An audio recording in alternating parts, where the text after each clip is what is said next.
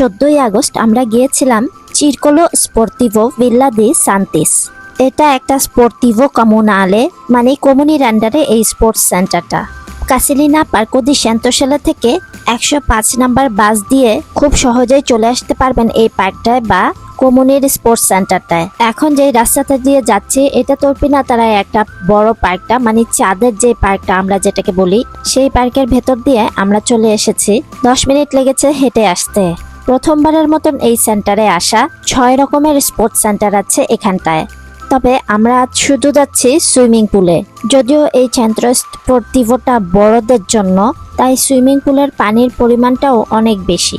যেহেতু আমরা এই জায়গাতে প্রথমবার এসেছি, তাই প্রথমবারের মতন আমাদের অভিজ্ঞতা হয়েছে। বাইরের দিকের গার্ডেনটা খুব সুন্দরভাবে সাজিয়েছে। ঘুরে ঘুরে জায়গাটা মুগ্ধভাবে দেখছিলাম। এই পাশটায় অনেকেই টেনিস বল খেলছিল, আবার কেউ বা লাইন ধরে দাঁড়িয়ে আছে সুইমিং পুলে ঢোকার জন্য।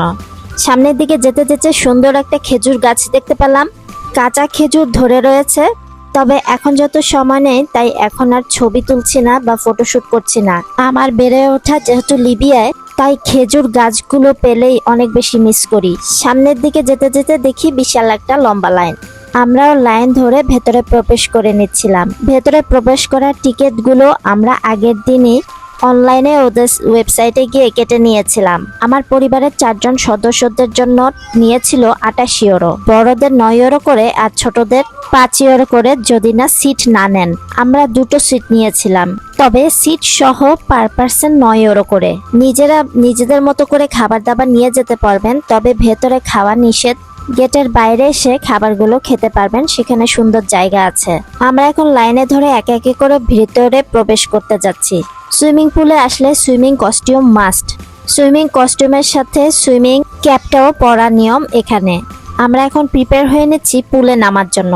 তবে পুলের মধ্যে নেমে দেখি পানির পরিমাণ অনেক বেশি। বেশ কিছুক্ষণ বাচ্চাদের নিয়ে পা ভিজিয়ে রেখেছিলাম পুলে, আর সেই ফাঁকে বাচ্চাদের বাবা চলে গিয়েছিল তোরপিনাতারায় পুলের রিস্ক টায়ারগুলো কিনে আনতে। প্রায় 15-20 মিনিটের মধ্যে চলে এসেছে টায়ারগুলো নিয়ে এসে। বাচ্চাদেরকে সেগুলো পরিয়ে তারপর ওদেরকে পানিতে নামিয়েছিলাম।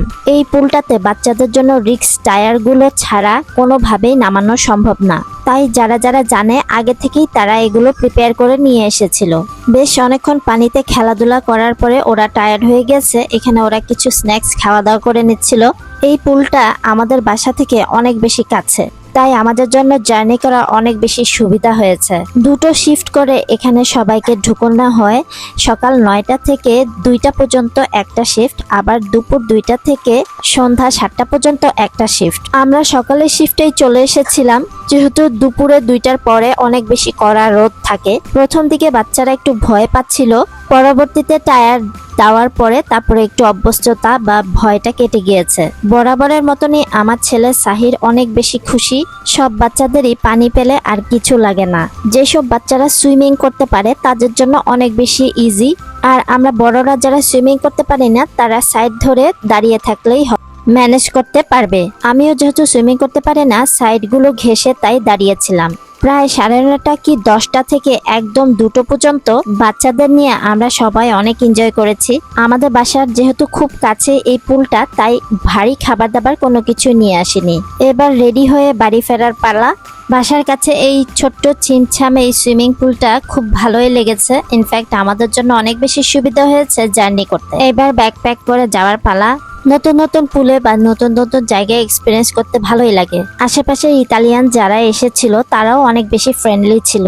যেতে যেতে আরো কিছু ফটোশুট করে নিয়েছিলাম। সবার কাছে একটা রিকোয়েস্ট, যারা যারা আমার বিজনেস পেজটা এখনো ফলো দেননি, সান্তাস কালেকশন এই পেজটাতে গিয়ে চেক আউট করে আসতে পারেন। সামারের জন্য প্রায় অনেকগুলো প্রোডাক্টেরই অফার রয়েছে। সারা আগস্ট আর সেপ্টেম্বর মাসব্যাপী রয়েছে বাংলাদেশ স্বাধীন হওয়ার উদ্দেশ্যে ধামাকা স্বাধীনতা অফার।